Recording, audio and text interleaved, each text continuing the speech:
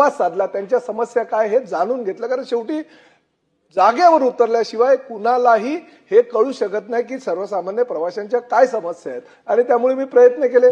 ज्या ज्या ठिकाणी मी मध्यंतरी सोलापूर आणि धाराशिवच्या दौऱ्यावर असताना मी त्याही रेस्टॉरंटमध्ये गेलो, हॉटेलमध्ये गेलो की त्या ठिकाणी प्रवाशांना काय सुविधा दिल्या जातात, बिलकुल कुठल्याही प्रकारच्या सुविधा दिल्या जात नाही. आणि त्यामुळे आम्ही असा निर्णय घेतला की जुने जे काही प्रसाधनगृह आणि हे जे हॉटेल मोटेल ज्यांना दिले होते ते सगळे रद्द करायचे आणि सगळे रद्द करून 3 वर्षाचा निविदा काढायचा. चांगल्या हॉटेलला ते टेंडर द्यायचं, 3 वर्षाचं टेंडर काढायचं आणि 1 वर्षामध्ये जर त्यांनी प्रगती केली नाही आणि ज्या प्रवाशांच्या समस्या आहे किंवा त्यांचे जे म्हणणं आहे ते जर योग्य प्रकारे त्यांनी त्याचं पालन केलं नाही तर त्याचे निविदा त्याही वेळेस रद्द करायचे. परंतु निविदा रद्द करत असताना त्या परिसरातल्या डीसीला सुद्धा सस्पेंड करायचं, कारण त्याचं कंट्रोल त्याच्यावर असणं गरजेचं आहे. अशा प्रकारची काही भूमिका घेतली.